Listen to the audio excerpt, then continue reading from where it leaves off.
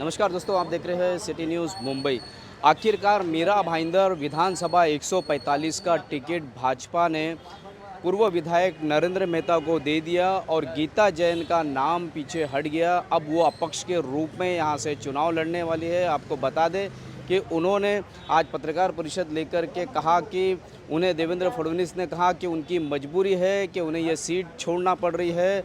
वहीं पर आखिरी क्षणों तक मुख्यमंत्री एकनाथ शिंदे ने उनके लिए पूरी कोशिश की। इस तरीके की बात विधायिका गीता जैन ने की। आइए जानते हैं उनसे इस संदर्भ में उनका क्या है कहना। आप सभी को पता होगा कि आज सुबह ही यहाँ की टिकट नरेंद्र मेहता जी को गई है। 2 दिन पहले तक भी मुझे ये विश्वास पार्टी के वरिष्ठों ने दिलाया था कि ये टिकट आपकी है और आपको ही मिलने वाली है। इनफैक्ट शिंदे जी और फडणवीस जी जब दोनों एक साथ मुझे मिले तब भी ये बात हुई थी कि क्योंकि आपने पार्टी को समय समय पर मदद की है और इसीलिए हमारा भी ये फर्ज बनता है, जिसने हमें इतनी मदद की है। इवन गुवाहाटी तक मैं पार्टी को सपोर्ट करने गई थी और आप सभी को पता है, और देवेंद्र जी ने भी खुलेआम बोला है कि ये मेरे कहने पे वहाँ गुवाहाटी गई थी।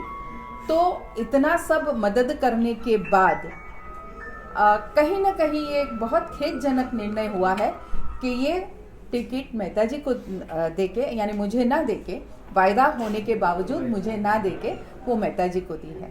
लेकिन शायद ये किस वजह से दी गई है ये मुझे नहीं मालूम। आज सुबह भी फडणवीस जी ने मुझे फ़ोन करके कहा कि कोई मजबूरी थी। मैंने भी उनसे पूछा कि अलग अलग खबरें जो हमारे सोशल मीडिया पे आ रही है, तो मुझे आप मजबूरी बता दीजिए ताकि मैं भी लोगों को कह सकूं कि ऐसी क्या मजबूरी थी। पर उन्होंने वो कहा नहीं कि क्या मजबूरी थी, बस उन्होंने इतना ही कहा कि मेरी मजबूरी आप समझ लीजिए और हमें ये निर्णय लेना पड़ा। लेकिन निर्णय बहुत खेदजनक है क्योंकि उन्होंने बार बार मुझसे ये अश्योरेंस किया था कि भाई आप ही लड़ने वाले हैं हमारी पार्टी की तरफ से। अब नियति वापस मुझे वहीं 5 साल पहले लाके जिस मोड़ पे खड़ा किया था, मैं चाहती हूँ कि ये नियति ही है कि फिर चाहती है कि एक बार और मीरा भाईंदर कोई नया इतिहास रखे। और वो बिल्कुल, मुझे हमारी जनता पे विश्वास है। आप देख रहे थे कल मेरी रैली निकली थी और कितनी बड़ी तादाद में सब लोग मुझे समर्थन अपना बताने आए थे। बड़ा हौसला मेरा कल भी बढ़ा। और बस मैं आज आप सबसे ये ज़रूर कहना चाहूँगी कि अब ये इलेक्शन गीता जैन, नरेंद्र मेहता वर्सेस ऐसा कुछ भी नहीं है। ये जनता का अपना इलेक्शन है। अगर यहाँ की जनता बिल्डर से लेके रिक्शा वाले तक, गृहिणी से लेके हमारे कॉलेज जाने वाले बच्चों तक, उनको लगता है कि हमें सुरक्षित रहना है, उनको लगता है कि हमारे शहर को सुरक्षित रखना है, तो निर्णय भी उनको लेना है।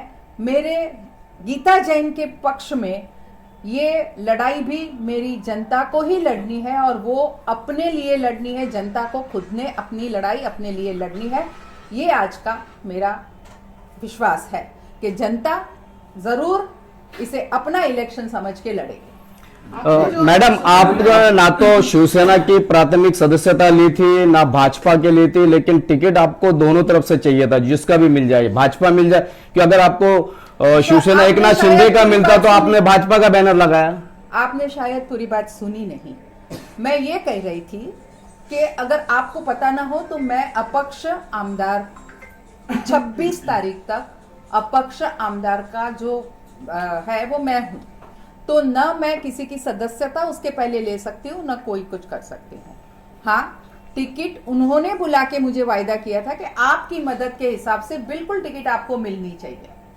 मैडम, क्या ऐसा हो गया कि आपने महायुति को समर्थन दिया, मजबूती तरीके से दिया, उन्होंने पूरे अभी लास्ट मोमेंट पे उन्होंने टिकट किसी और को दे दिया, आपको विश्वास में रखा तब तक। ये क्या हो सकता है कि दूसरे को टिकट चला गया?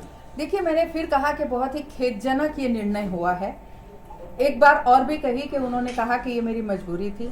कुछ सोशल मीडिया में जो अलग अलग खबरें आ रही है, तो मुझे अगर ऐसा कुछ भी हुआ है, तो मैं आपसे कह सकती हूँ कि न मैं ऐसे कोई भी व्यवहार में विश्वास रखती हूँ, न मैं उसके लिए लोगों को खुल के कहना चाहती हूँ कि मैं अपनी ईमानदारी के जोर पे लड़ रही हूँ। लोगों ने मेरी ईमानदारी पे विश्वास रखना चाहिए और बिल्कुल भी जो भी अगर कोई लेन देन की भी बात हुई है तो मैं इसके बहुत खिलाफ हूं और मेरी तरफ से ये कभी नहीं होगा। क्या देवेंद्र फडणवीस ने आपके साथ वादा खिलाफी की है और पैसे के व्यवहार में ये टिकट दे रहे हैं, क्योंकि आपके कुछ समर्थक 250 करोड़ रुपए का आरोप लगा रहे हैं। देखिए, मैंने ये 3 दिन से नैरेटिव सोशल मीडिया पे चल रहा था, मुझे नहीं मालूम, ऐसी बातें अगर होती भी है तो बंद कमरों में होती है, किसी के सामने नहीं होती। कोई दावे के साथ नहीं कह सकता कि ऐसा ही हुआ है, लेकिन ये हमारे कार्यकर्ताओं की भावना थी, हमारे नहीं, बाकी के भी दूसरे कार्यकर्ताओं की भी आप सोशल मीडिया देखें तो यही भावना उनकी रही है। लेकिन मैं फिर भी कहूंगी कि जो भी निर्णय हुआ वो बहुत खेदजनक निर्णय हुआ है। क्या आपके साथ वादा खिलाफी किया देवेंद्र फडणवीस ने? तीसरी बार ऐसा हो चुका है, आप उनके कहने पे बोल सकते हैं ऐसा ही हुआ। मैडम, चर्चा है शहर में कि गीता मेहता की लड़ाई से मुजफ्फरपुर जीत जाएंगे, तो इसमें आप इनके जीत का रोड मैप क्या है? मैं नियति पे विश्वास रखती हूँ। मैंने फिर कहा कि मेरा इलेक्शन जनता लड़ रही है, अपना समझ के लड़ रही है। जो लोक संख्या कल आपने देखी, जो लोगों का सैलाब कल आपने देखा, मुझे लगता है कि किसी भी कैंडिडेट को उतना उत्साह काफ़ी होता है, हौसला काफ़ी होता है और विश्वास काफ़ी होता है कि ये लोगों ने अपना इलेक्शन समझ के अपने वो खुद सब लड़ने जा रहे हैं। बहुत सारे भाजपा कार्यकर्ता अपना जिलाध्यक्ष को अपना इस्तीफा सौंप रहे हैं, आप किस तरह से उसको देख रहे हैं? जी हाँ, उनको ये निर्णय ठीक नहीं लगा और सभी ने एक ही रीजन दिया है कि हमें ये निर्णय ठीक नहीं लगा, इसलिए इसके विरोध में हम राजीनामा दे रहे हैं। मैडम, आपका धन्यवाद। चुनाव आप लड़ने जाएंगे, तो चुनाव क्या नीति लेंगे? सर, आज का विषय तो जैसा कि आपने देखा एमएलए गीता जैन ने क्या कहा है, एक बार फिर वो अपक्ष के तौर पर इस साल इलेक्शन लड़ने वाली है और उन्होंने साथ साथ ये कहा है कि ये नियति ही है।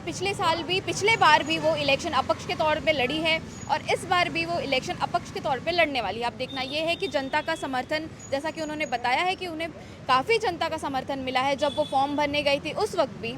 तो अब इलेक्शन के टाइम पे और वोटिंग के दौरान पता चलेगा कि कितना जनता का समर्थन उनके तरफ है। ये तब आने वाला वक्त ही बताएगा। इसी तरह की खबरों के लिए बने रहिए, देखते रहिए मेरी यानी एकता पोदार और शकील शेख के साथ सिटी न्यूज़ मुंबई।